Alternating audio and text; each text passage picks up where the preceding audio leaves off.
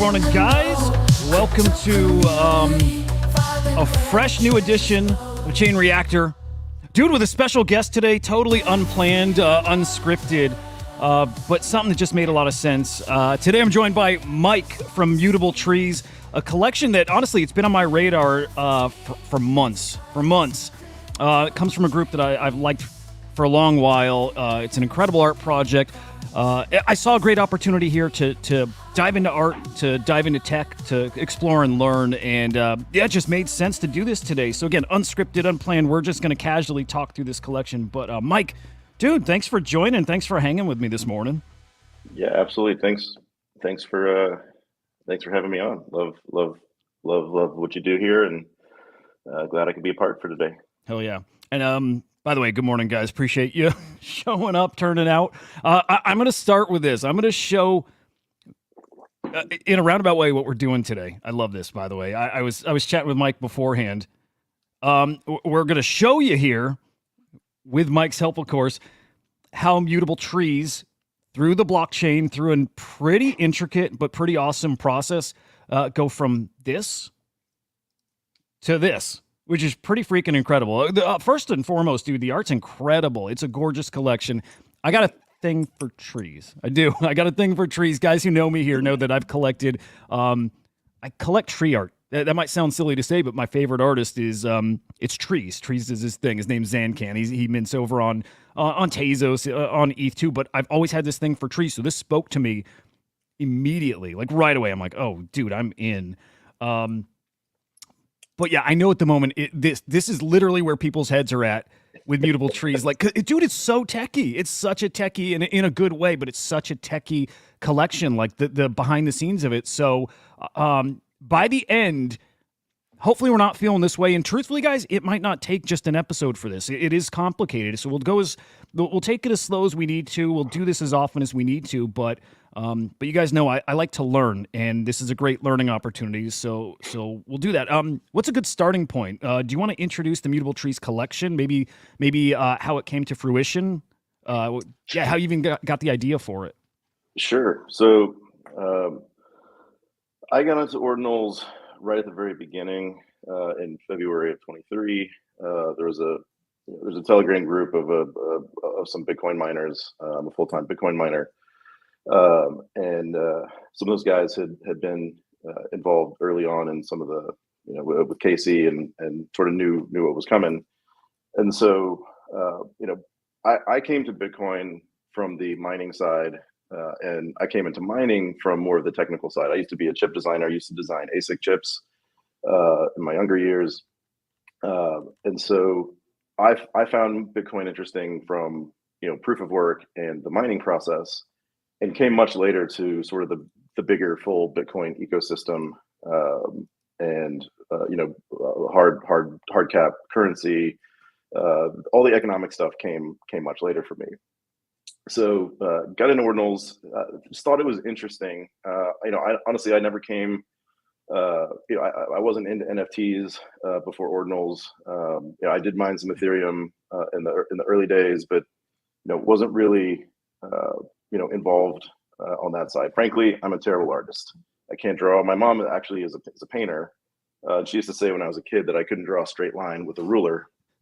But one thing that I could draw when I was a kid, and I've got super intense ADD, and so when I was a kid, the only thing that I could draw that looked, you could tell what it was when I was finished, were trees.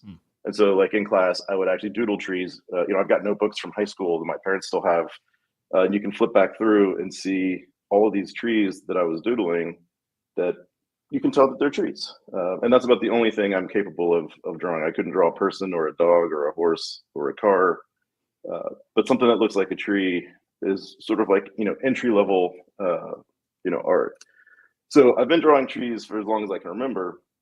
And there's this giant oak tree right outside the office window here that I look at all the time when I'm avoiding doing the actual work. And so trees have sort of always been, in the back of my mind. So, back on the ordinal side, the first inscription I ever did, and I honestly didn't do the actual inscription because where I live, we've had some some winter storms the last few years, unexpected, and so I was actually out of power for 4 days when, in the sort of 300-400 range when ordinals were getting inscribed. And so I wanted to inscribe something. My node was down. I couldn't do it myself. So called in a favor with a friend, and he actually inscribed 1243, which I was actually on my phone because our internet was out. Was editing the Rickroll image. So I inscribed with the help of a friend, phone a friend, Rickroll at 1243. And of course, once you have the Rickroll, I immediately regretted. And of course, we're on the immutable chain, can't change anything. It's not really a Rickroll unless you have the delayed reaction. So as a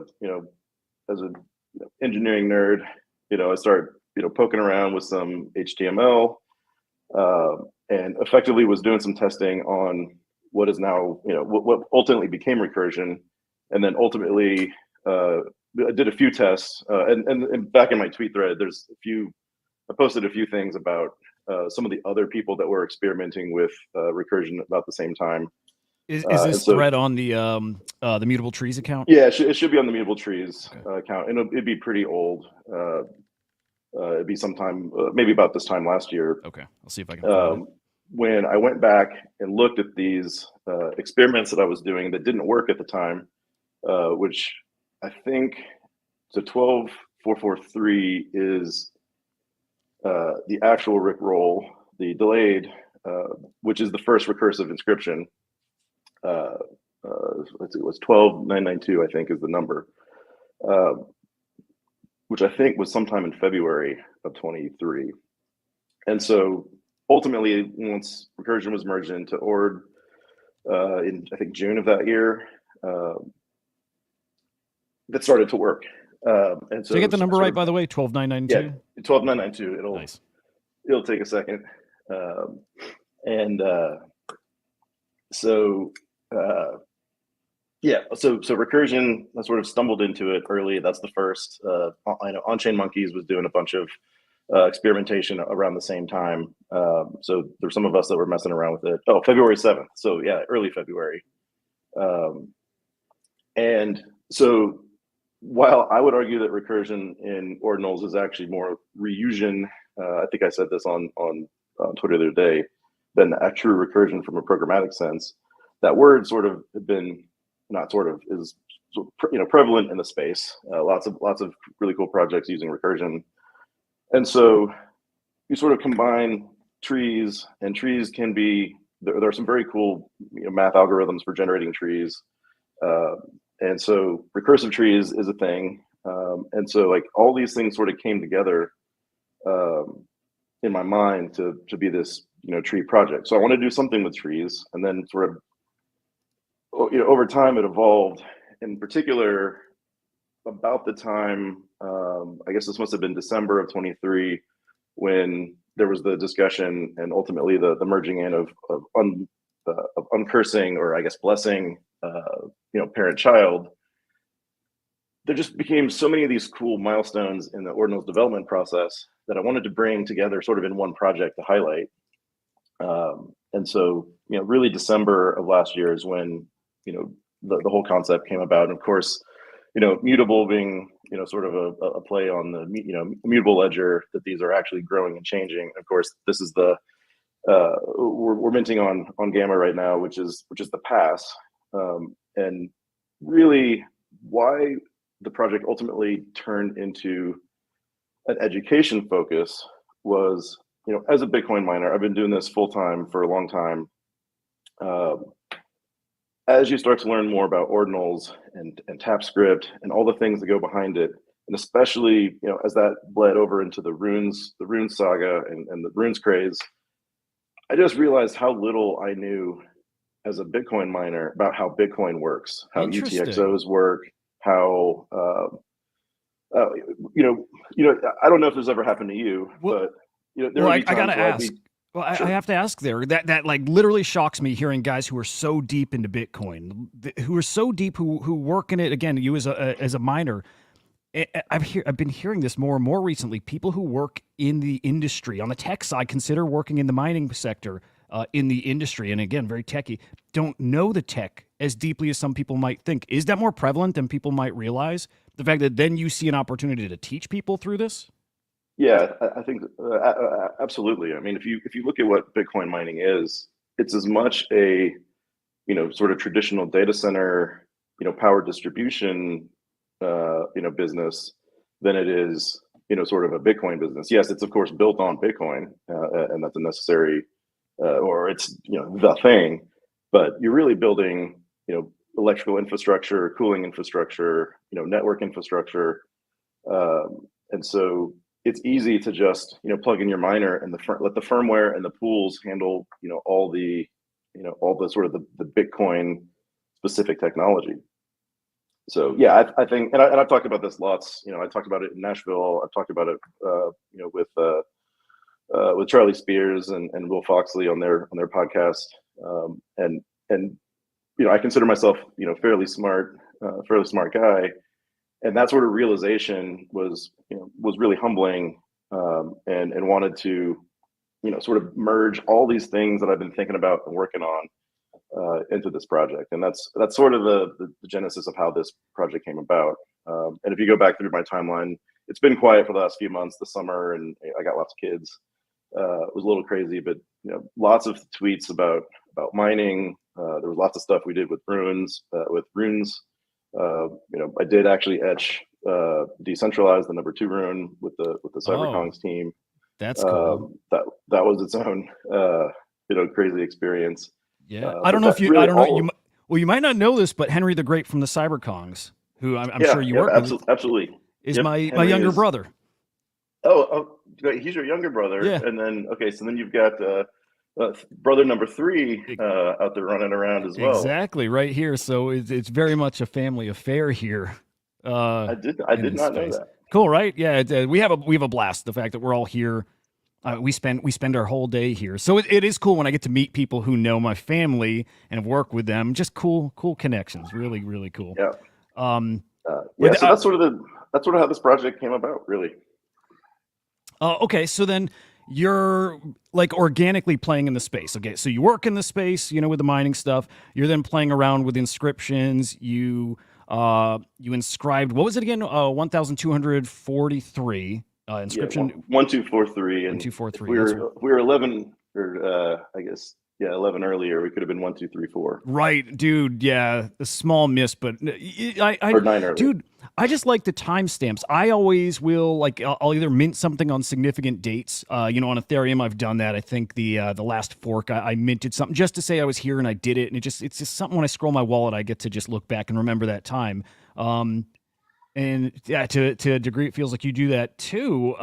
But then this one right here, 12,992. Is this the first ever recursive inscription? This is the first ever recursive inscription that uses the specific recursive endpoint that works. There's actually, I think if you actually click the left button and scroll back, you can see 2 or 3 of my experiments before.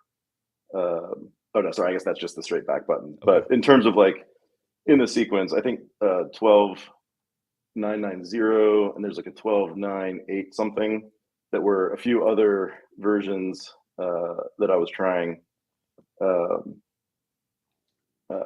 And this is ultimately the one that used what ultimately became the content recursive endpoint. Well, it's wild. It's wild to see kind of, I guess, like the milestones, and that the milestones are all on chain. So it's you playing with the tech and having fun and just kind of pushing and seeing what you can do. And then separately, you're the tree man. You've just been doodling trees your whole life and drawing. And then what was the moment where it was like, aha, I'm going to do these trees. I'm going to put them on chain. I'm going to bake in some of this tech, some of this protocol here. When did that actually come together? And then we'll actually get to Mutable Trees and the artwork and how that actually all ties together. Yeah, so I think really in December of last year, it sort of started to come together. Because you think about trees, right? They grow, they produce seeds, then the seeds sprout. That's my Rick Dick butt. That's my Rick Dick butt. I love it.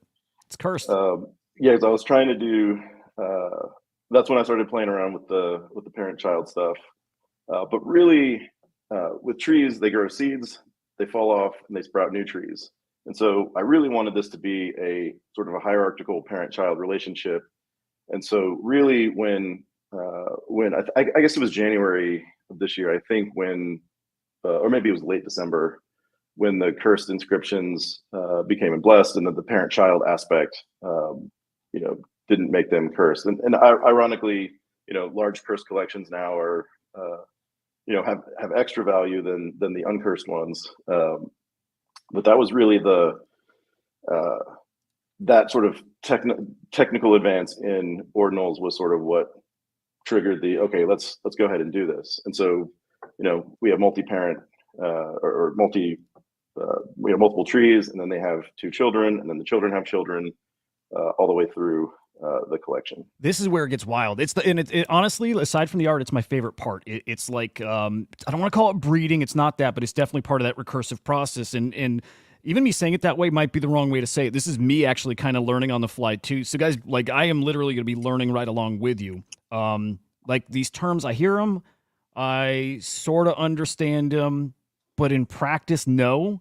So that's why I'm excited to get into that process. So parent-child, again, recursion, all of this. I need your help. I'm going to need your help with all of this. So Absolutely. So, but is that the process? Those terms, is that part of the process of how the tree gets from here to here? Or is that just how these trees are linked together? It's like a cohesive collection on chain. Yeah. So I mean, what ultimately parent-child, at least, you know, I know, and again, you know, credit to On-Chain Monkeys, they've done some really cool stuff in the last couple of years. But the original sort of concept behind parent-child was to create an on-chain mechanism for, you know, for a collection. You know, otherwise you go you know, inscribe a bunch of stuff on chain, and then you grab a JSON file, and then this JSON file that's not on chain, or maybe you do inscribe it, becomes, you know, sort of the record of what actually belongs in a collection. And so with parent-child, you have to, all the pieces have to be together in order to inscribe them together to create that relationship. So then by having something that can be the parent to the collection, you can sort of ensure that no pieces can get added, or, you know, a JSON file doesn't get, you know, drop a few extra pieces to expand the collection or expand the supply. It was sort of an on-chain way to, you know, preserve this, you know, provenance is the word people, you know, throw around, but just to prove that this collection was the collection and remains, you know, immutably that collection. And so that's ultimately what parent-child does. And so, you know, wanted to bring that into the, you know, into this project as well. So does that mean that the collection's inscribed already, or is that still happening? Because I feel like there's actually a really cool interactive process you're gonna have with that. Like I think you're streaming when that actually happens. Yeah, absolutely. And actually, I got alpha for you. We are going to do. We were sort of so the mint that's on live on Gamma right now. It is the pass. And if you actually go back to my tweet threads, you know, around the halving. So we did the decentralized etch, and then I ran the airdrop for that process as well. And that was such a learning experience. I've been talking about doing this airdrop anatomy like post series for people that, you know, a lot of people are like, oh, where's my airdrop? I want my free stuff, you know, but there's a lot that goes behind an airdrop. And so I've been talking about that. And so that's just one more thing that I sort of tossed in the bucket with this project as we, you know, focus on education. So we're actually going to do live inscribe. So what's on the mint that's there right now is the pass. And so what's going to happen is in 2 weeks from yesterday, which is, I already forgot what date that is, on Thursday, it was 13th or 12th, I think, we're going to go ahead and actually do the live inscribe. So we almost certainly won't be minted out of the passes. And the number in the supply actually has meaningful, has meaning and symbolism behind the collection and the number of pieces in each of the generations. But yes, we're going to actually do the live inscribe. So what's there now is a mint, you know, call it a mint pass or an airdrop pass, and then we're going to live inscribe. And then depending on timing, we'll probably do the airdrop as a follow-on separately, but we'll actually do a live inscribe. I'll walk through all the code. This is a little snippet you're shown here of the sort of multi-parent. So not only is there a single parent for the collection, but the first 32 trees that are what I've called the rootstock trees, their two children will have generation one, or the rootstock tree is the parent. I have your graphic for this, by the way, because there's specific parts of the collection that they hit me. I get it and I love it. And that, to me, the fact that I think I said the word earlier and I said it then, I think it's the wrong word, breeding. It's not breeding, but the fact that there is this actual process where it kind of it branches out from the middle. This, I think, is what you're speaking of right now. Yeah, and that's shifted a little bit in so much as it's still the original 32 rootstock, but we've gone an extra generation or maybe two, and some of that was really behind the difficulty in inscribing. So one of the things, and that's also why I wanted to show this and do this live, because one of the interesting things about parent-child is it has to be present. That the parent has to be present at the reveal process for its child.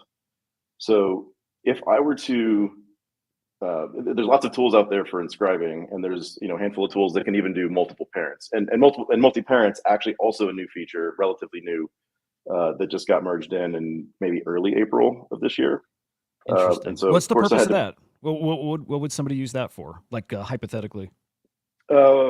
Well, in this case, it worked out perfectly for me, but it was potentially a way to have on-chain collaboration. So imagine you have, I don't know, you have Dick Butt and you have Rick Roll, and you want to do a joint collection. Well, both of them can be the parents. So both people, both different projects maintain ownership of their individual, but because then all those children have both of them as parents, and so it establishes that was a true partnership, and we don't just say, "Hey, we agreed on Twitter that we're doing this partnership together." It's an on-chain partnership. The blockchain says it was a partnership. Oh, I love that. And forgive me if you said this, but is that now part of this, the multi-parent?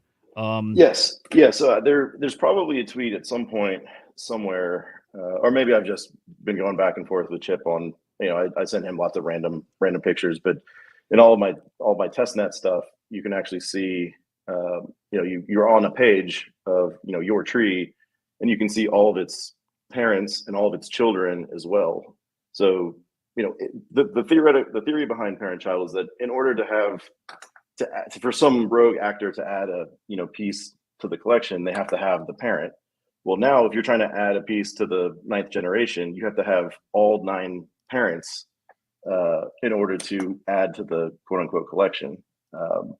So I thought it was just a really cool way of incorporating the natural, recursiveness of trees from how they grow, but also the recursiveness of how they bear children, and the children make children, and propagate. So yeah, that was just another thing that sort of came along in the ordinal cycle. That so there's sort of my testnet version where it's got its children, and across the different generations. And is this 2 parents here, or if there were multiple parents, it would show them here? Yes, if there were multiple parents, I want to say the parent-child sections show 4 thumbnails. So I think in theory there's a lot more, or there could be. Yes, and of course this was in my sort of in my test environment, for testing all my inscribing tools. Yep. I gotta mention too. So the collection size, you mentioned it did change, and it did. I think last I heard it was like a 2000 or 2016 edition collection. It's bigger now. It's 16,000 or so. I happen to love it, and I think you mentioned it's for reasons. There's a reason for it. A reason I love it is simply as a learning vehicle, again, getting more people in.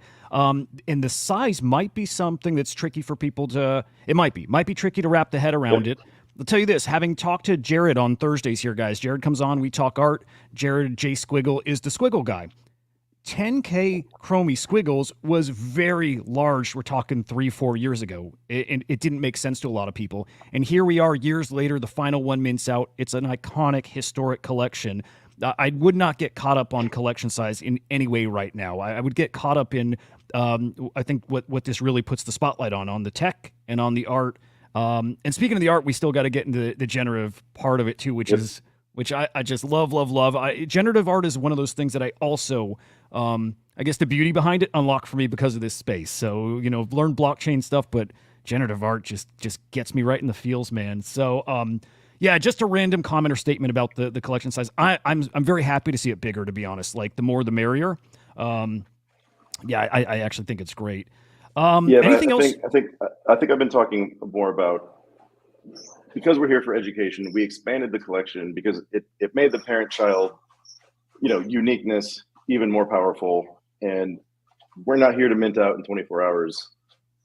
Well, like when you've got a guest on the show who maybe is coming into ordinals from a different chain, my goal and my measure of success will be that person, the first thing they do is come mint a tree, and then come read the tweets, come read the posts, and learn and have just a little bit of ownership of something that they feel like they belong with.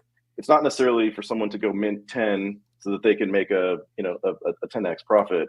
It's and I'm not, and I posted this again last night. I will judge my success on how little volume of this collection there is on the secondary, because I want people to have their tree and to own their tree and to feel connected to it as it's changing and growing, not be flipping them and trading them on on secondary markets. Not that there's anything wrong with that. I love how you framed it all, and it's funny too. Though there is this weird. I always try to just speak personally, and I just know it applies to other people. I sometimes feel funny with art because we do like financialize it here, right? We treat it as this thing that sometimes to flip, and I think that's totally fine, and I think artists are okay with that too. And maybe sometime, someplace, there's a line where it can cross that line and maybe not be so great. I don't even know where that is, but the point there is, I always love hearing when artists are okay with that happening. It's fine. It's part of it. We are gamifying things to a degree, and that actually makes it more engaging. I think that actually grows this base of people who appreciate art and then come and learn about the art and learn about the text. So yeah, to the point of you don't care about maybe the price and the flipping, and also have at it. I love that. I love the openness to letting this become whatever it's going to become, just all on its own. So big fan of all of that. On parent-child inscriptions, the recursive, any other comments about that's going to matter as far as how the art generates, or is that something that maybe ties in again later? No, I think it sort of ties in with how the trees have sort of evolved in the generative aspect, and that they will all be different. And I think something that's interesting is that I don't even know what trees will look like what, because it's not me making the determination. Obviously, the code is there, and anyone that wants to look will be able to go see the code, and they could go inscribe their own tree collection and do different things. But ultimately, the trees are being dictated. Their branching patterns. Do they have 4 main branches? Do they have do the tertiary branches have 2 or 3? Is all dictated by future block hashes after these trees sprout at their block height. And so nobody knows what they're going to look like. So I can't go take all the best for myself and try to sell them on the secondary. I literally have no idea which trees will be the best. It could be what might someone consider the worst tree, the first, a random middle tree in a random generation would be the worst tree based on, it's not the first of a generation or last or whatever. It could actually end up being the best looking tree because nobody knows. So I didn't understand this at the beginning. I learned something here. It's not that these are already fully generated and that they're already like maybe the entire image is already set in a folder, like there's a PNG or JPEG or something, and it's going to get inscribed here when you have that live event. They are actually going to generate at certain blocks. Yep. Yeah. So they will start sprouting at different blocks, and ultimately, there's lots of different algorithms for creating generative trees. And I've read more dissertations and master's thesis on people trying to like measure trees and figure out what why this set of branches is this diameter relative to the next branch below it, and ultimately settled in on an algorithm that I'm really, all I'm doing is at various stages determining whether or not a tree branches, what angle it branches or deviates. And all of those things are determined by block hashes in the future, which do not exist yet and are in fact truly random, therefore cannot possibly be. Because what I didn't want to happen is someone just, open up their, their JavaScript debug tools on their browser, fast forward the timestamp and see what this tree was going to look like at the end to decide whether or not that was the tree they wanted. I wanted this to be about using the features inside ord. In this case, it's the /r/ block hash, and so each of the trees have their own sprout height, and at that sprout height, whatever the hash is in the future will be the first step of their randomization journey. And after the first however many segments, when it branches, whatever block happens to be placed on chain, confirmed at that time, that hash will determine if it has 4 branches or 5 or 2, or doesn't branch yet and keeps growing on the primary trunk. So can we zero in there? Because I think this is where it does start getting technical. And again, I know if I have questions, other people will too. So guys, forgive me. Like, I'm not as techy as you might think. Like, I don't know this stuff. So starting with a block hash, what exactly is that? Yeah. So one of the things that Satoshi did is in order for a block to meet the difficulty requirement, and difficulty and the difficulty adjustment is another interesting part of Bitcoin that we celebrate. Each of the 9 generations are named after something that we're trying to highlight and celebrate. Recursion is one, difficulty is one, and actually there's a generation with 256 trees, which is the SHA-256 generation. Are these the generations, by the way, the rings? Yeah, those are designed to sort of show that each generation, for every block in a ring, or pie slice, there's 2 pie slices, behind it, and so then there's 4, and then 8, and then 16, and 32, and so on. So it's this sort of geometric expansion as each tree has two children. But yeah, so SHA-256, it's an algorithm designed by the NSA that's designed to take an input, any length input, and create a fixed size output, but that is unique and specific to the input. And that happens to be what Satoshi used to effectively create a random number. And then depending on how many zeros, or really how small the number is the proof that you've done the work that allows you to confirm a block on chain. The beautiful thing about it is that it's binary bits. Well, really all things are binary, but at the heart of it, it's binary. And so each bit has an equal probability of being 1 or 0.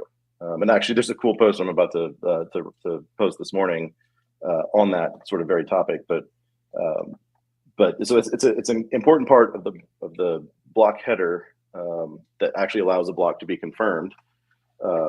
And those things, because they're a truly random number, cannot be guessed. I can't guess what the block hash associated with with the halving in 3 years and 11 or 3 years and 9 months is going to be, any more than I can guess what the block hash for the block that confirms in the next 10 minutes is going to be. And so that is ultimately what's driving this growth, so that no one will know what these trees look like until they actually reveal themselves. Okay.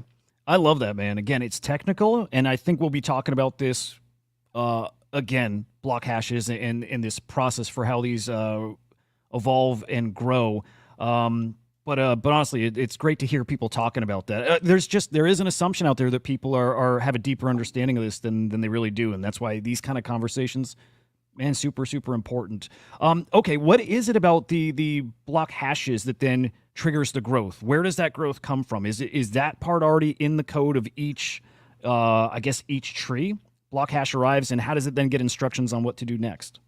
Yeah, so really what happens is that because these numbers, because the block hashes effectively are really large random numbers, we can use these large numbers to seed a random number generator that can be that it's random, but it's also repeatable. Because obviously, as the tree grows, it's not going to write something back to the blockchain. So when you go to your tree in 6 months, it needs to be the same tree that it was 6 months ago, minus of course the growth. Let's assume it's fully grown. when you come back in 10 years, it's still your tree. You want it to be the same. And so this concept of being able to generate a repeatable sequence of random numbers, but that also is in fact random and not predictable. And so effectively we take the hash, and then as this tree grows, for example, you at the very beginning you say, okay, I'm at block height whatever, and this is where I'm going to sprout. Okay, I'm going to choose my thickness. How thick is my trunk going to grow? And I'm going to go to the block hash. I'm going to generate a random number, and that number, depending on where it falls, will dictate how thick that segment is going to be. And then and as it sort of grows and expands, when it gets to the point where it branches, and that point, it could be, there's some trees that I've seen in my testing that branch really close to the bottom. There's a tree. I mean, if you think about like a crepe myrtle, I got some crepe myrtles outside the window too. Those basically branch from the very bottom, and so whatever block hash it is that is at the sprout, all that really does is dictate segment number one. Segment number two is then dictated by the next block hash in the future. Now there's various random numbers, and there's multiple things that are sort of getting set in any given growth phase. And that's why it needs to be a repeatable sequence, but then it gets reseeded as, sorry for the, I actually wasn't trying to make a pun or double entendre, but as you actually reset the number, the random number generator, you want to be able to recreate these distinct sequences of random numbers that are what dictate how many branches, how long the branches grow, how thick they grow, what angles they grow. Do they change? Is it the same branch, but the angle changes slightly? Those are the sorts of things that are dictated by these random numbers. That's what I was curious too, is what are the traits? What are the parts that will get randomized that people see really change over the course of, well, actually there's a question, how long? I think I heard this is about a year these things grow. So maybe speak to that about these traits and how we can see them change. Yeah, so it's hard to say definitively because each of the trees can age at different rates depending on the initial thickness, and then the sequence of numbers can change that. But in having looked at and generated and tested thousands of trees, they generally take somewhere between 6,000 and 10,000 sort of individual steps, and whether or not that is multiple blocks. For argument's sake, it was every block that was taking one of those steps. Then you're talking, 8 weeks. Is that right? 8 weeks would be 8,000 blocks or so. So that's a little bit shorter than what I wanted, but I also didn't want it to go so long that people lose interest in their tree and aren't sort of checking in on it. So most of the trees will start to look fully grown somewhere in the 6 to 8 week range, but really a lot of the finer detail is what happens in those last few thousand steps. So it will continue to grow over somewhere between 6 and 9 months, but it'll start to look sort of like what your final tree would look like in a handful of months. Oh man, I dig it. Now are the trees, so in the past, I think there was talk that maybe they would actually change seasonally. There could be some changes. I don't remember if it could be like there's snow in the winter, or if the tree, which I think grow leaves, but if they can lose those leaves in the fall. Is any of that made it to the final iteration? Yes, some of that has made it to the final. There's definitely some Easter eggs hidden, and the great part about it is I haven't chosen where the Easter eggs are. So again, I'm not keeping my my piece that has the the 1 in 10,000 trait. I literally don't know. 100% of everything is dictated by the block hashes. But yes, there are some Easter eggs. The horizon does change. So one of the cool things is as blocks get added, we're using the timestamp of the blocks. It's another ORD endpoint to sort of render the time of day. So this is sort of a morning tree just after sunrise. There's still a little bit of that orange tint at the bottom. But as your trees are growing, literally that will be the only time your tree ever looks like that, because the very next block, even if the tree doesn't materially change, well, now the horizon has changed slightly because you've got the overnight, you've got sunrise, your sunset. Oh, wow. And so there's, however many blocks there are in a day, effectively different iterations of your tree in any single given day. Does that persist even after the tree is fully grown? Yes, the horizons will continue to change Nice. even after the tree is grown. I love So that. what there was someone I posted. I wish I could remember it, and I hope I retweeted it. That someone said something like, "I would love to have one of those like digital picture frames with my tree hanging on the wall that was just changing. So at night it's a little bit darker, so it's not like bright and lighting up the the hallway. It takes actually the the evening and the overnight sunset. I think there's some videos of some samples of what that looks like. But on the Mutable Tree account? Either mine or Chip. I think there's a hyper view. There's like a hyper speed view of the growth. I think it might actually, well, and also in Nashville, we had a lovely a little breakfast, and on the screen in the back there was the hyper growth tree while it was growing, but also the horizon changing behind it. Oh man, damn! I'm trying to find it. I don't know if I'll make it in time, but Yeah. but I love that idea. Dude, yeah, I mean, it's one of those things I liked about generative art, and I maybe that doesn't even have to be something with generative, but also like persistent art, things that I can come back to anytime, and there's something a little beyond just discovering new parts of it that were always there, new things that weren't there. So it has a kind of longevity to it that, I don't know, maybe just a static thing doesn't have. So I like that. Is there also going to be elements with seasons? Yes, there are definitely some seasons.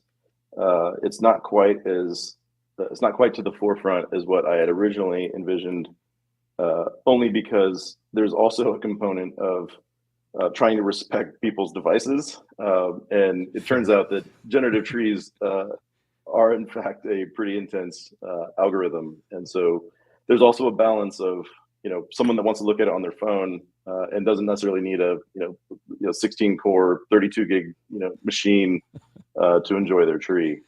So yes, there is some stuff, but there's definitely, it's been scaled back from what my original vision was. But yes, there's still some of those sorts of things. I respect you finding that balance, because I've seen those kind of works that you can't even view. So what's the point if you can't even look at it, or you're waiting 5 minutes for it to render or whatever? So I dig it. Again, it feels alive. That was one of those things, like when you're on the page and you see the parents and the child. Well, if those actually have to render, not only you're rendering your tree, but also the 4 parents and the 4 children. So actually, I've done some cool things to actually render sort of like a placeholder image, so you can see what the children and the parents are, but it'll be super lightweight, such that when you actually hit your tree, it doesn't have to go generate 9 or 10 or 12 trees, and you can sort of focus on the one you care about. Man, I dig it. I dig it a lot. Man, I can't wait to start seeing. Well, first off, the inscription process. I'm very excited to watch it. Again, you're really peeling back the curtain of how this stuff works. I don't think I've seen that happen anywhere, so I'll be tuning in. Certainly watching that. How long do you think that process is, just so people have some expectations? Yeah, so I think the way that'll probably work is because of the size of the collection, and incidentally, the later generations, because they have to include all the parents in it, are actually fairly large, and so subject to Bitcoin relay limits, 400 kilobytes of actual data. It's actually, the entire collection is described across 13 blocks. So I don't expect that people are going to hang out and watch 13 blocks confirm. But you're streaming for those 13 blocks, I'm hoping. Yeah, so I will be streaming. So nice. Ultimately, the inscription process is fairly automated. I've spent quite a bit of time, and honestly, I've probably spent more time on the tooling for the inscribing as the actual trees themselves, which is another one of those things that people don't think about. They see the tree and they're like, oh yeah, okay, I could go make a programmatic tree and charge people a bunch of money. Well, I've also spent 3 months on a fully it's probably not 3 months, but over 3 months of various amounts of time doing the inscription process. So we'll hop on, we'll sort of walk through the code, we'll sort of push the big red button, and then we'll basically live stream out. Probably won't be talking for all 2-3 hours of that process, however long it takes for those blocks. But yeah, people will be able to watch as generation 1 confirms, generation 2, 3, 4, and then once you get to 6, that's when it actually starts breaking up into multiple blocks because of all the parents Okay. that they have. Yeah, it's a cool process. It's like I'll probably have it up like watching and then just have it in the background while I'm doing whatever throughout the day. I like that stuff. Yep. I really like the interactiveness of it. And if you're popping on throughout it just to give updates and stuff, Yep. even better. Yeah, I'll be hanging out, and I'm sure people have questions, and then they'll leave, and then hopefully there'll be someone hanging out with me the whole time. But you don't have to hang out the whole time. The meat will be up front, and then we'll just sit back and and watch the seeds get planted. Yeah, I have a feeling a lot of the gang here that's watching is probably gonna be tuning in there too. I know you got a boogie here in a sec. Is there any like light version of explaining how trees like in the wild, like natural, a real tree, IRL, which is foreign to some of us, what is that like, and how did you bring that into this collection? Again, you mentioned this to me beforehand, and I didn't realize it. But trees have a generative process. Yeah, I mean, ultimately, there's lots of different research and like I said, PhD dissertations and master's theses on trees and sort of what their growth patterns look like. Leonardo da Vinci even had some concepts around how the diameters of the upper branches, or effectively the sum of the surface areas of the branches, not the surface areas, the area of the diameter, had to add up to the previous. So if you got call it 10. And this is sort of simplifying it a little bit, then your branches would be 3, 3, and 4 that would add up to the diameter of the lower. So that was sort of the earliest, some of the earliest, programmatic explanations or algorithmic explanations for how trees grow. There's of course a lot more to it. There's seasonal patterns. As a branch grows and branches off, then there's gravity pulling down on branches. You've got new shoots shooting up, towards the sun, which can be sometimes a different direction. And so there's ways to sort of simulate, these different growth patterns. One of the early concepts, we were actually using something called Lindenmayer systems. It's sort of it's sort of an algorithm that sort of tracks the state, because of course, if your tree grows, call it 5 feet to the side, then you sort of need to know that to determine the next branch of growth, because it now has some weight, it has some wind shear, and all these different things. But ultimately, that turned into a overcomplicated exercise, and so we sort of went back to a more streamlined approach. But there's all sorts of different algorithms that people have used. Even some of those crazy banyan trees with the giant trunk and all the little things that sprinkle down. I was hoping that I could get to make one of those, but even like all the research papers, you're talking multi-days of computation. So that was one of my best ideas that I had to kick to the curb. Darn, man! I'm googling this on the side, by the way, just looking for maybe some graphics that showed trees and their process. Dude, it's pretty involved, so nothing that'll make sense flashing it on the screen. But it's cool that carries over to this. That this is like grounded in like reality in nature, which is awesome. Are there different types of trees, by the way? Like, are we going to see like maple trees and palm trees? Is there any variety like that? Yeah, so there's not, and there's lots of reasons for that. One, because we were focused on education, I didn't also want to bring too much complication and too much like, hey, your tree's better than mine. We paid. So there's sort of a balance of wanting them to be different and unique, but also not, that makes sense in lots of projects. That's sort of not what I was aiming for.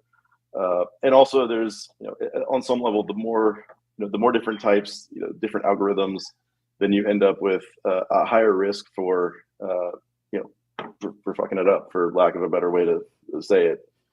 And so it's sort of a balance of trying to make sure we get it right, without, especially considering I don't know what these are going to look like. There's no way for me to test what they're actually going to look like based on their own patterns. So it's sort of that balance. It's hard to walk that line. Well, you're very thoughtful throughout the process. So, man, I appreciate the hell out of that. All right, guys. Well, there you got it. Mutable Trees. Mike, thank you for walking us through that. Again, I think we should do this again, and we'll certainly see you on the live stream with the inscription process. I'll be in the crowd throwing questions your way. But obviously, welcome back anytime here to chat further about this. Maybe we start revisiting them as they're growing over those couple months. That'd be a lot of fun too. But guys, check it out. Follow Mutable Trees over on X. Give a follow there and check out Gamma. I'll drop this in the chat too. You know, if it's speaking to you, this is where you grab them over on Gamma. Any final words, Mike? No, I appreciate you having me, and hope people find something about this that's worth following along and learning alongside of us. A lot of the stuff that I'm talking about, I'm literally learning and then share what I learned. It's not like I'm know everything and I'm just spouting off. I'm learning right alongside everybody else. Dude, everybody's always a student, here in this space, and it's the way we should all be, always hungry to learn. Well, there you go, guys. Again, follow Mutable Trees, and you got to be following CryptoSlam.io and also SlamX.io. Guys, I'll be live at 4:30 p.m. Eastern time right here on SlamX. I'll be live with Joe, with Henry the Grape, who does my daily show with me in the afternoon. It's always a good time. Guys, appreciate you hanging. Hope you learned something. We'll see you later. Thanks.